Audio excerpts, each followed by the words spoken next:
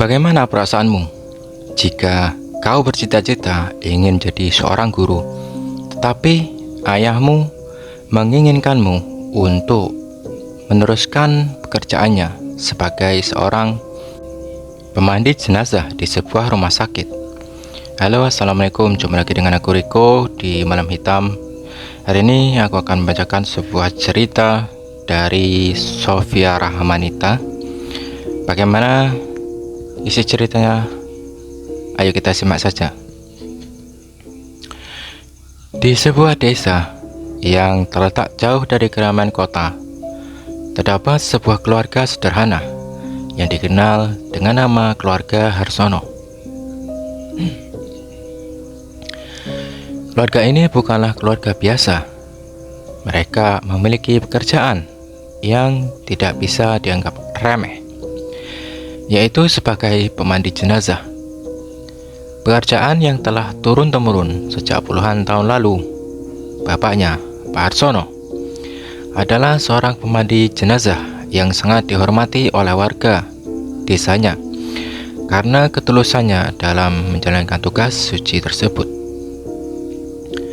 Sejak kecil, anak-anaknya telah diajari bagaimana cara memandikan jenazah dengan benar sesuai dengan adat yang berlaku. Namun, ada satu anak dalam keluarga ini yang merasa berat untuk meneruskan pekerjaan tersebut. Namanya adalah Satrio, anak sulung dari Pak Harsono.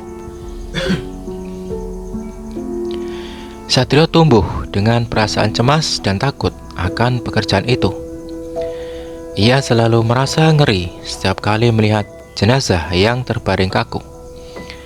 Tidak hanya itu, Satrio juga sering mendengar cerita-cerita menyeramkan dari teman-temannya tentang kejadian-kejadian aneh yang terjadi setelah memandikan jenazah. Karena itulah, sejak kecil ia sudah bertekad untuk tidak mengikuti jejak ayahnya. Satrio memilih untuk mengejar impian lain, yaitu menjadi seorang guru. Ia merasa jauh lebih nyaman dengan pekerjaan yang lebih bersahaja dan tidak melibatkan hal-hal yang menakutkan. Meski begitu, Pak Harsono selalu berusaha membujuk Satrio agar mau meneruskan pekerjaan keluarga mereka. Namun, Satrio tetap kukuh dengan pilihannya. Suatu hari, ketika Satrio sedang berada di rumah, datang kabar yang sangat mengejutkan. Pak Harsono, ayahnya, yang selama ini sehat-sehat saja, tiba-tiba jatuh sakit. Tidak lama setelah itu, Pak Harsono menghembuskan nafas terakhirnya di rumah sakit. Keluarga Harsono pun diliputi kesedihan yang mendalam. Terlebih lagi Satrio yang merasa kehilangan sosok ayah yang sangat dihormatinya. Namun, rasa kesedihan Satrio tidak berlangsung lama. Sebelum meninggal, Pak Harsono sempat berpesan kepada Satrio, "Anakku, jika aku pergi, kamu harus siap untuk meneruskan pekerjaan ini. Itu bukan hanya pekerjaan, tapi juga amanah yang harus dijaga dengan baik." Pesan itu seolah menghantui Satrio. Ia merasa terpojok. Meskipun ia tidak ingin, namun kini ia harus menanggung beban pekerjaan yang selama ini ia hindari. Warga desa sudah mulai berdatangan untuk memberikan penghormatan terakhir pada Pak Harsono. Rangkaian acara pemakaman segera dimulai, dan Satrio tidak bisa menghindar lagi. Ia harus memandikan jenazah ayahnya sendiri.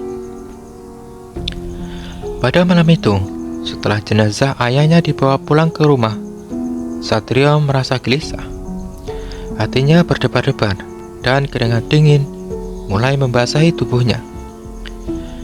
Ia duduk di ruang tengah sambil menatap jenazah ayahnya yang terbungkus kain kafan putih. Semua perasaan takut dan ragu yang selama ini ia pendam mulai mencuat, mulai muncul ke permukaan. Ia ingin menjerit, tapi tak ada suara yang keluar. "Anakku, kamu harus kuat." Suara Ibu Satrio terdengar lirih dari luar kamar. Ibu Satrio masuk dan melihat Satrio yang masih terdiam di samping jenazah. Ibu Satrio mencoba memberikan dukungan moral, meski ia juga merasakan kesedihan yang mendalam. Namun, Satrio merasa seperti ada sesuatu yang aneh dengan kondisi tubuh jenazah ayahnya. Seperti ada aura yang gelap dan dingin di sekelilingnya. Ia merasa seakan-akan ada yang mengawasi setiap gerak-geriknya. Dengan terpaksa, Satrio mulai membuka kain kafan ayahnya. Begitu kain itu terbuka, ia melihat wajah ayahnya yang pucat. Namun ada sesuatu yang berbeda. Mata ayahnya yang biasanya tertutup rapat, kini terbuka sedikit, seperti menatapnya. Satrio tersentak, kaget, dan mundur beberapa langkah. Ia merasa pusing dan dadanya sesak. "Apa ini? Apa yang terjadi?" pikirnya. Rasa takut mulai merasuki seluruh tubuhnya. Ia mencoba menenangkan diri, tapi semakin lama, semakin banyak hal aneh yang ia rasakan. Tiba-tiba, telinganya mendengar suara berbisik, seperti suara ayahnya yang memanggil-manggil namanya. "Satrio, Satrio." Suara itu terdengar begitu jelas, seolah berasal dari dalam tubuh jenazah ayahnya. Satrio hampir terjatuh ke lantai, tetapi Ibu Satrio datang dan membantunya berdiri. "Apa yang terjadi, Nak? Kamu terlihat pucat," tanya Ibu Satrio dengan cemas.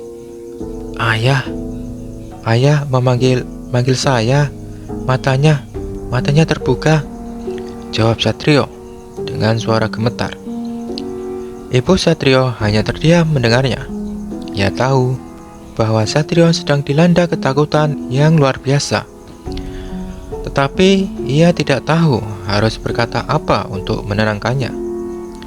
Malam itu, Satrio harus memandikan jenazah ayahnya, meskipun hati dan pikirannya penuh dengan rasa takut. Ia melakukan semua itu dengan tangan gemetar. Matanya terbuka lebar, seperti tidak percaya dengan apa yang ia lihat. Setiap kali ia menyentuh tubuh ayahnya, ia merasakan suhu tubuh yang dingin. Dan setiap kali ia membersihkan bagian tubuh ayahnya, ia merasa ada yang mengawasi dengan tajam. Saat ia hendak membalut tubuh ayahnya dengan kain kafan kembali, tiba-tiba terdengar suara langkah kaki dari luar. Satrio segera menghentikan gerakannya, menoleh ke arah pintu yang terbuka sedikit. Namun, tidak ada siapapun di sana, hanya udara dingin yang menyapu masuk. "Ini tidak benar. Ada yang tidak beres," pikir Satrio. Tapi ia tak berani berlama-lama mengkhawatirkan hal itu.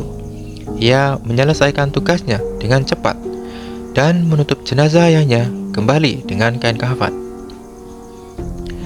Keesokan harinya, jenazah Pak Harsono dikebumikan dengan upacara yang khidmat.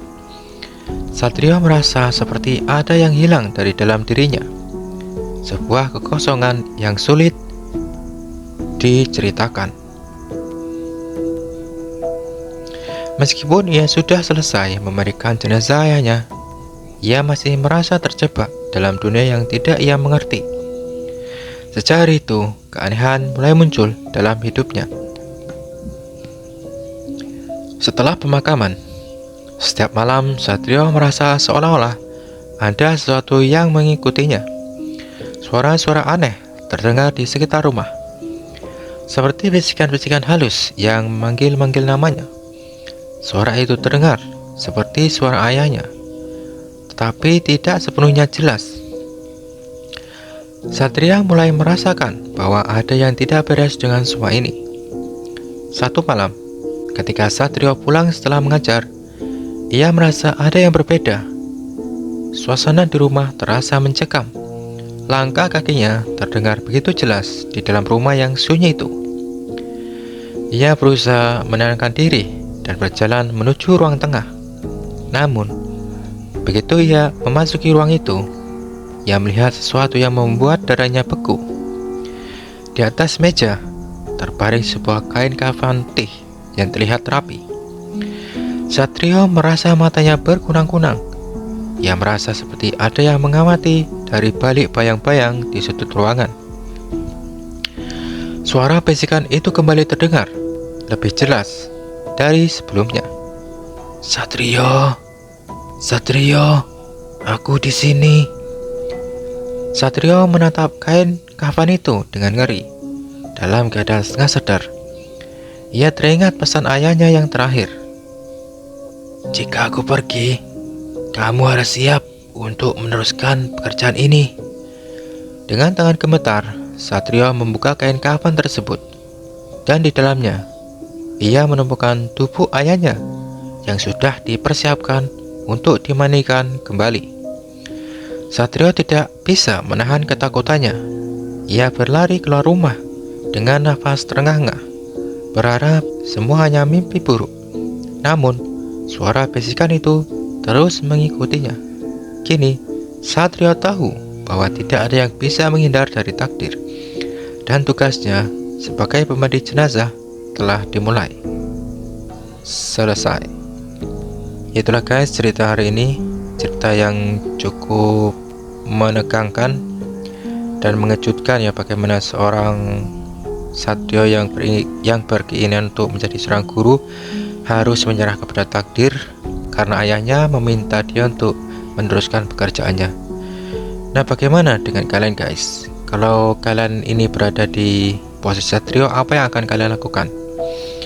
Jangan salah juga ya guys, pemandi jenazah itu pekerjaan yang mulia, karena kalau tidak ada yang memandikan jenazah di suatu daerah itu, dosanya akan semua ditanggung oleh mereka. Kalau nggak salah apa hukumnya itu, termasuk ke fardu kifayah ya, fardu ain atau fardu apa itu. Oke, sekian dulu dari saya. Coba lagi lain waktu. Assalamualaikum warahmatullahi wabarakatuh. Semakin horor, semakin takut, semakin penasaran. Bye-bye.